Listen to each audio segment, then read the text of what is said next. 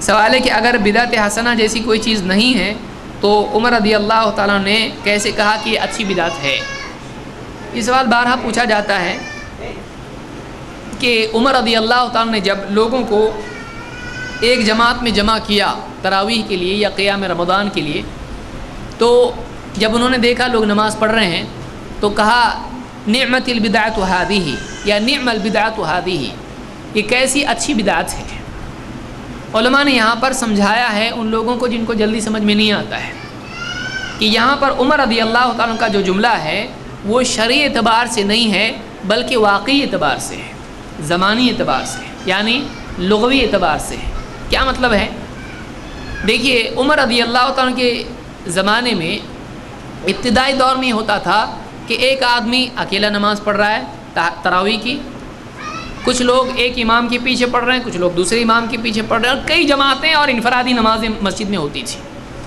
عمر رضی اللہ عنہ نے دیکھا، کہا کہ اگر یہ سب کے سب ایک امام کے پیچھے جمع ہوں کتنا اچھا ہوگا۔ کیوں کیا انہوں نے ایسا؟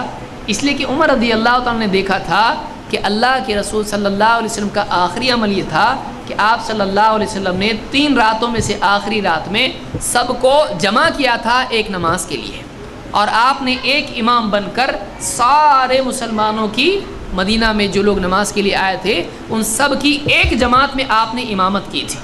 تو واقعی یہ عمل اگر اچھا تھا تو اللہ کے نبی کو پسند تھا، اسی لیے تو آپ نے کیا، اور ہونا ایسا ہی چاہیے تھا تو آپ نے کیا۔ لیکن آپ ڈرے اس بات سے کہ کہیں یہ فرض نہ ہو جائے، تو آپ نے اس ڈر کی وجہ سے وہ اچھا عمل چھوڑ دیا، کیونکہ وہ فرض نہ ہو جائے، فرض ہو گیا تو لوگ کر نہیں پائیں گے، کیونکہ موسیٰ علیہ السلام نے پہلے ہی بتایا تھا آپ کی امت نہیں کر پائے گی، تو 5 معاملہ آ کے رک گیا تھا۔ اب اور اگر فرض ہو جائے تو امت کے لیے مشقت ہو جائے گی۔ آپ مسواک کا حکم نہیں دیتے تھے لوگوں کو، لولا ان اشق علی امتی لامرتهم بالسواک عند كل صلاۃ، اگر امت پر تکلیف اور مشقت کا خوف نہیں ہوتا تو میں ہر نماز کے لیے امت کو مسواک کا حکم دیتا ہر نماز کے وقت میں۔ تو آپ ڈرتے تھے کہ امت پر تکلیف نہیں ہو، مشقت نہ ہو، آسانی رہے، آپ رحمۃ للعالمین سے۔ تو آپ نے آخری جب تیسری رات سب کو جماعت میں نماز پڑھ کے بتایا تو آپ نے اشارہ دیا کہ اصل یہ ہے، جماعت مطلوب ہے، اسی لیے آپ نے وہ کیا۔ لیکن پھر آپ نے چھوڑ دیا، صحابہ انتظار میں تھے، آپ کیوں نہیں آئے چوتھی رات میں؟ آپ نے کہا مجھ پر تمہارا رات میں نماز میں انتظار کرنا میرا مخفی نہیں تھا، لیکن میں ڈرا اس بات سے کہ کہیں یہ تم پر فرض نہ ہو جائے، تو میں نہیں نکلا۔ تو آپ کا چوتھی رات کو نہ نکلنا نماز کے لیے، جماعت کے لیے، ایک مجبوری کی وجہ سے تھا، ایک ڈر کی وجہ سے تھا کہ کہیں اللہ کی طرف سے اس کی فرضیت کا حکم نہ آ جائے، کہیں وحی نازل نہ ہو جائے کہ آپ ہمیشہ ایسے ہی پڑھتے رہو، جماعت سے پڑھو، یہ بھی نماز فرض، کہیں ایسا نہ ہو جائے۔ عمر رضی اللہ تعالیٰ کے دور میں عمر رضی اللہ تعالیٰ نے دیکھا کہ اب تو وہ بات نہیں ہے، اب تو وحی کا سلسلہ رک گیا، اور پڑھنے کی نماز کے 2 طریقے ہیں، ایک تو یہ کہ ایک جماعت سے نہ پڑھا جائے، الگ الگ یا الگ الگ جماعتوں میں پڑھیں، یا پھر ایک جماعت سے پڑھیں۔ دونوں میں بیسٹ کیا ہے؟ وہ طریقہ ہے جو نبی کا ہے، لیکن نبی نے تو 3 رات پڑھا، اللہ کے نبی صلی اللہ علیہ وسلم نے 3 راتیں نماز پڑھی۔ اب مہینہ بھر پڑھیں کہ نہیں پڑھیں، تو انہوں نے مہینے بھر کے لیے جاری کر دیا۔ اب مہینے بھر پڑھنا پریکٹیکلی نبی کے زمانے میں نہیں ہوا تھا، لیکن اس کی اصل نبی کے عمل میں موجود تھی۔ ویسے ہی جیسے عاشورے کی 10ویں کا روزہ تو نبی کے عمل میں ہے، 9ویں کا عمل میں نہیں ہے، لیکن ہم آج کیا کرتے ہیں، 9 10 دونوں رکھتے ہیں۔ تو نبی کے عمل میں وہ چیز نہیں تھی، لیکن نبی کریم صلی اللہ علیہ وسلم کو پسند وہ عمل تھا، آپ نے نیت اس کی تھی۔ تو جو نبی کو پسند ہے وہ بھی دین ہے، جو نبی کو پسند ہے وہ بھی دین ہے۔ اسی لیے عمر رضی اللہ تعالیٰ نے کہا نعم البدعۃ ہذہ، تو 2 لفظ استعمال کیے، کہا نعمہ اچھا ہے، تو نبی کو پسند ہے تو معلوم ہوا اچھا ہے، اسی لیے تو جمع کیا۔ لیکن بدعت کہا یہ نیا معاملہ ہے، کیوں؟ اس لیے کہ نبی کے زمانے میں پورے مہینے کی تراویح جماعت سے تھی نہیں، لیکن نبی کو پسند تھا جماعت سے پڑھنا، تو 3 راتوں میں رکنے کی وجہ 3 راتوں کی گنتی پوری کرنی نہیں تھی، بلکہ چوتھی میں پڑھیں گے اور پڑھتے رہیں گے، فرض ہو جائے گی۔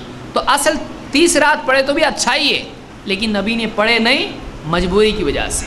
تو اس اعتبار سے ایک نیا معاملہ ہوا ہے کہ اس زمانے میں نہیں تھا کہ مہینہ بھر پڑھیں، تو یہ نیا معاملہ ہے، لیکن یہ نیا معاملہ نبی صلی اللہ علیہ وسلم کو پسند ہونے کی وجہ سے اچھا ہے۔ تو یہ وہ بدعت نہیں ہے جو بری ہے، یہ وہ بدعت ہے، یہ وہ عمل ہے جو نبی سے ثابت ہے لیکن اس کا عمل رک گیا ہے. یہ وہ عمل ہے جو نبی سے ثابت ہے لیکن اس کا عمل کیا ہو گیا ہے؟ رک گیا ہے. اور اس طرح سے صورت نبی کے زمانے میں نہیں تھی کہ پورا مہینہ پڑھا جائے. سمجھ میں آیا؟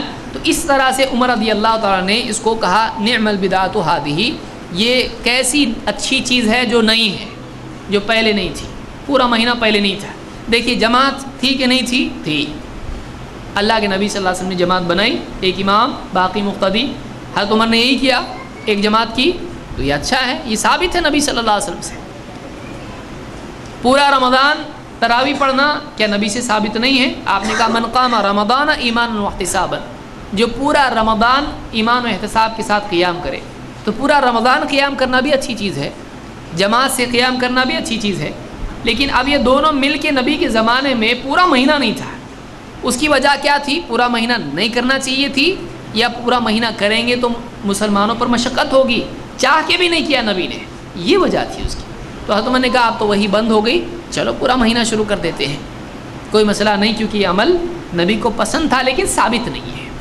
تو وہ عمل جو نبی کو پسند ہو لیکن اس کی شکل نبی کے زمانے میں موجود نہ ہو، شکل کے اعتبار سے وہ نیا ہے لیکن اصل کے اعتبار سے پرانا ہے. اس جملے کو یاد رکھیے، شکل کے اعتبار سے نیا ہے لیکن اصل کے اعتبار سے پرانا ہے. نبی سے ثابت ہے، نبی کو پسند ہے لیکن نبی نے کیا نہیں. تو اس اعتبار سے اس کو عمر رضی اللہ تعالیٰ نے بدعت کہا ہے.